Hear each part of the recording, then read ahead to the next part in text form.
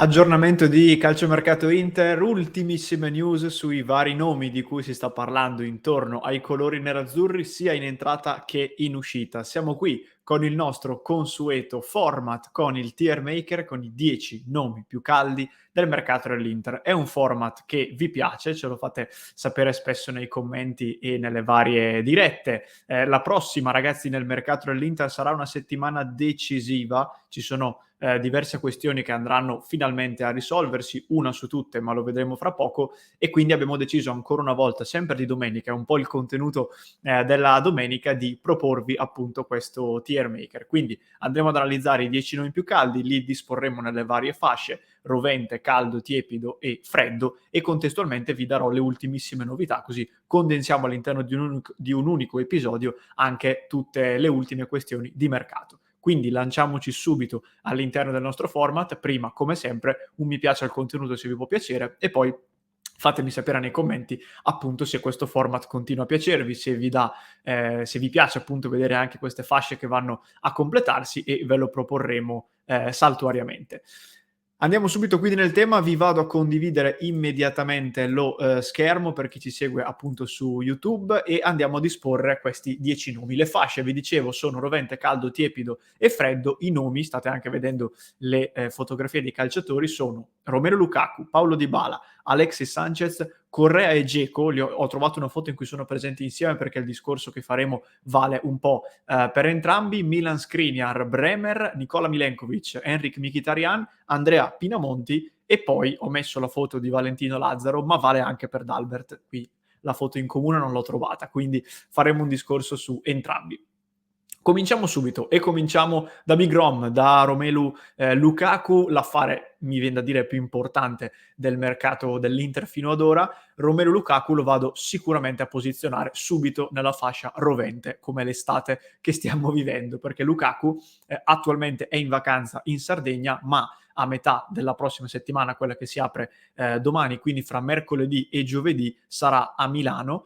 Sosterrà le visite mediche di rito, andrà in sede a firmare il nuovo contratto che lo legherà all'Inter, e poi arriverà l'ufficialità con tanto di videopresentazione di Inter Media House che ne parlavamo anche in diretta. Siamo tutti molto curiosi di vedere come verrà fatto, perché il nome di Lukaku è molto particolare per tutta la storia che ha dietro e per l'importanza anche del calciatore, quindi sono molto curioso di vedere cosa ci proporrà appunto Inter Media House. In ogni caso l'ufficialità, lo sapete, ve l'abbiamo ripetuto da tempo, deve arrivare entro il 30 giugno per ragioni fiscali legate al decreto crescita, e quindi calcolate che fino a poche ore fa si parlava di un ritorno a Milano e tutto questo iter da fare il giovedì. L'Inter e anche Lukaku, per sicurezza, per anticipare i tempi, hanno deciso, notizie di stamattina, di anticipare appunto a mercoledì. Quindi settimana caldissima sul fronte Lukaku.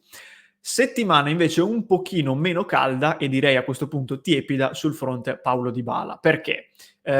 Qui noi di Passione Inter manteniamo la nostra linea che vi stiamo ribadendo nei vari giorni. Secondo noi il nome di Dybala rimane un nome prioritario per l'Inter, e l'Inter rimane la favorita su Paulo Dybala, anche perché anche i giornali, o comunque i media che parlano di presunte concorrenti che potrebbero soffiarlo all'Inter, parlano sempre di offerte economiche inferiori all'Inter, o di squadre che nella maggior parte dei casi hanno delle prospettive sportive meno interessanti. Quindi, anche usando la logica, francamente non capisco perché Dybala, che magari può volere qualcosina di più a livello economico, debba andare ad accettare altri club che gli offrono ancora meno rispetto all'Inter. Quindi la questione qui fondamentalmente è: Marotta vuole Dybala, è il suo diciamo il primo sponsor dell'argentino, e Dybala stesso vuole l'Inter.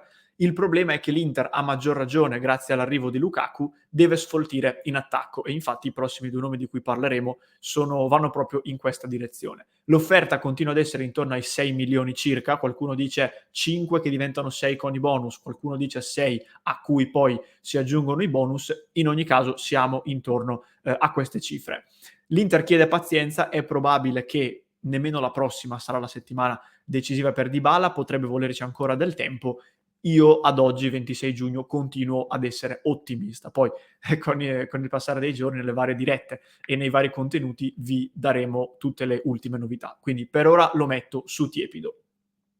Così come su tiepido metto anche Alexis Sanchez, però attenzione perché il nome di Sanchez, e dai, vi butto dentro anche Correa e Dzeko, tutti e tre, pacchetto completo all'interno della colonna tiepido. Perché?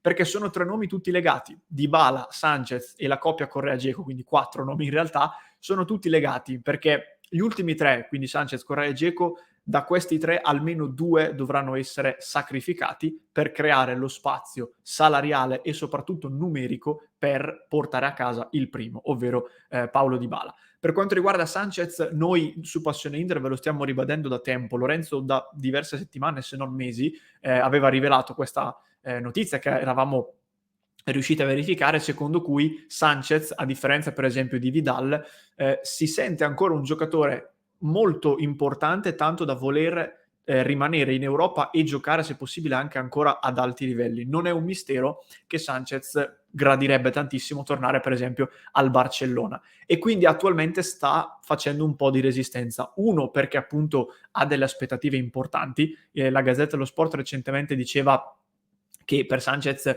pare essere arrivata un'offerta del Villarreal che lui avrebbe rifiutato, e anche perché lo stesso trattamento ricevuto dall'Inter diciamo che lo avrebbe leggermente infastidito, appunto perché lui si sente ancora un giocatore molto importante. L'Inter però deve inevitabilmente risolvere questa questione perché Sanchez ha un ingaggio importante e anche a livello tecnico si avvicina per certi versi al profilo di Dybala, quindi tenerli entrambi sarebbe impossibile. Temo che ci voglia ancora del tempo per riuscire a risolvere questa situazione e quindi lo metto su tiepido, però l'Inter comunque ci lavora, è attualmente tiepido ma l'Inter ci lavora intensamente, così come lavora su Dzeko e Correa, come dicevo. Qui la questione è un po' diversa perché di fatto Dzeko e Correa sono due giocatori che per motivi diversi l'Inter si terrebbe anche. Correa, lo sappiamo, è un pupillo di Inzaghi. Dzeko sembra essere invece il preferito lato dirigenza, diciamo così, però sono due profili su cui l'Inter di fatto ascolta le offerte. Qui la decisione dipenderà anche molto dal mercato. Se ti arriva una proposta di un certo tipo per Correa, magari lo piazzi. Se non arriva nulla, potresti per esempio lavorare su una rescissione con Dzeko. In ogni caso non sarà facile, anche perché Dzeko ha un ingaggio importante, si avvicina agli 11 milioni lordi, che tra l'altro andrebbe a prendere proprio Lukaku, più o meno, e comunque ha la sua età, 36 anni. Correa invece è stato pagato 31 milioni dalla Lazio, e quindi non è facile da piazzare. Però almeno uno di questi due in abbinamento a Sanchez dovrà inevitabilmente lasciare l'Inter. Quindi lasciamo questo pacchetto su tiepido per il momento.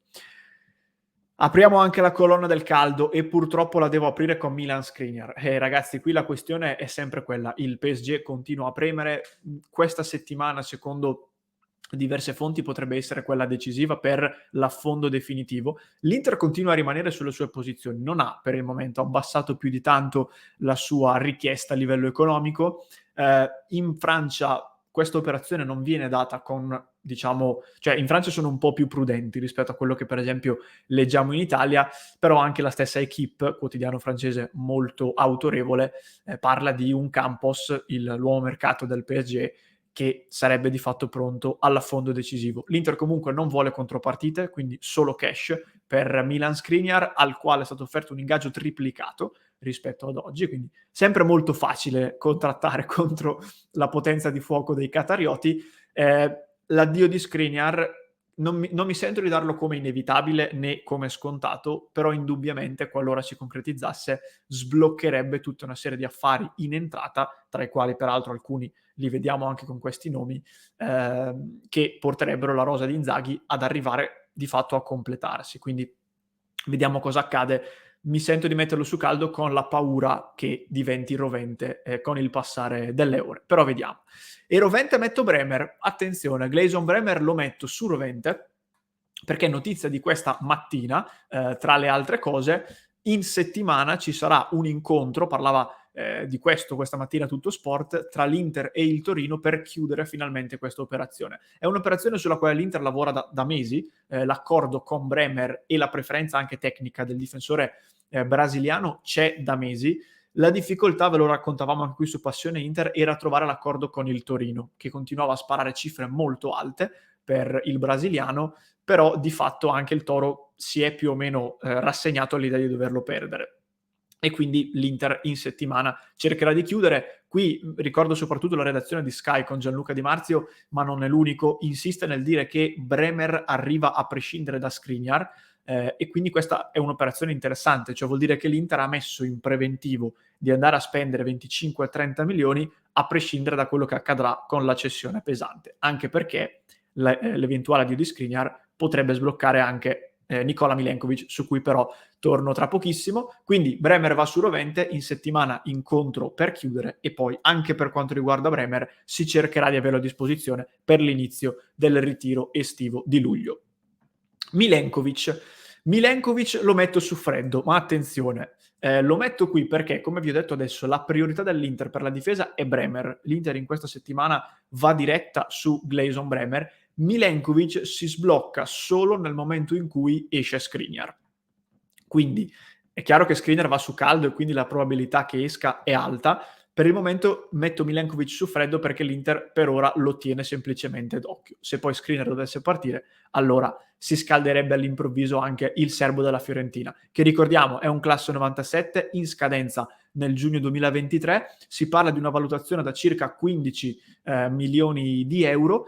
Attenzione però, perché nelle ultime ore anche la Juventus sta iniziando a tenere d'occhio Milenkovic, e la Juventus, così come l'Inter, potrebbero giocare un po' una partita sulle tempistiche. La Juve si fionda su Milenkovic nel momento in cui dovesse perdere De Ligt, sul quale c'è forte il Chelsea. Quindi la mia impressione è che la prima delle due che perderà il suo totem difensivo, Skriniar per l'Inter o De Ligt per la Juve, probabilmente andrà a fondare su Milenkovic. Però vediamo, quindi per il momento lo posizioniamo lì. Mkhitaryan, fate finta che al suo fianco ci sia anche André Onana. Qui vado molto veloce perché Mkhitaryan e Onana sono due colpi di fatto conclusi per l'Inter, arriveranno entrambi a parametro zero. Questa settimana dovrebbe essere quella decisiva per le ufficialità, quindi anche qui curiosità per il video di Inter Media House. In ogni caso sono due colpi già formalizzati. Andrea Pinamonti lo voglio mettere su caldo perché nelle ultime ore in particolare si sono mosse diverse squadre. Qui c'è una questione particolare perché le due favorite sono l'Atalanta da una parte e il Monza dall'altra, che hanno una differenza sostanziale. L'Atalanta è la preferita di Pinamonti perché dà delle prospettive sportive importanti e Pinamonti vuole che il trasferimento che lo vedrà protagonista in quest'estate sia quello decisivo per permettergli di fare il salto di qualità a livello di carriera. Il Monza invece è la pretendente preferita per l'Inter, perché a differenza dell'Atalanta, e questo sembra un po' un paradosso,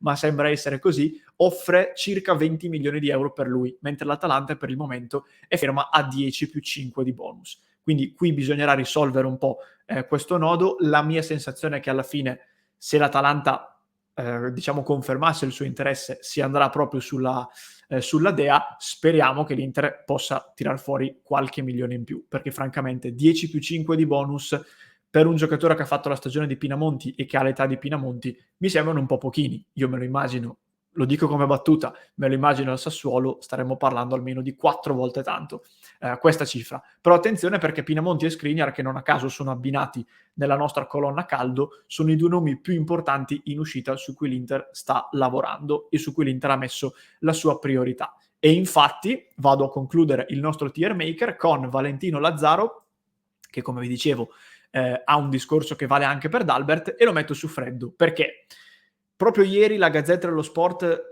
iniziava a tornare a parlare, diciamo così, di Lazzaro e di Dalbert, dicendo che l'Inter vorrebbe tirar fuori almeno una decina di milioni dai due.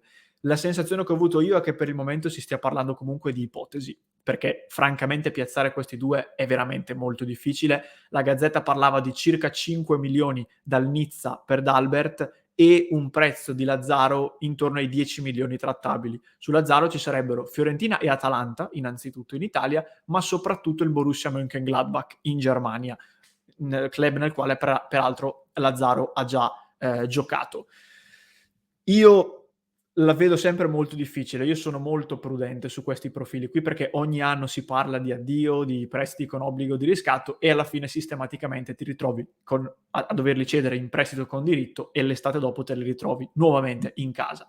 Dovessi riuscire a tirar fuori 10-15 milioni, per me sarebbe letteralmente grasso che cola, cioè sarebbe un colpaccio clamoroso. Lo metto su freddo proprio per le difficoltà che Marotta e Ausilio rischiano di incontrare. Però vediamo, dovesse aprirsi un canale con qualche club, sarebbe veramente un'ottima cosa. Comunque le priorità per le cessioni, come dicevo, sono appunto Skriniar e Pinamonti.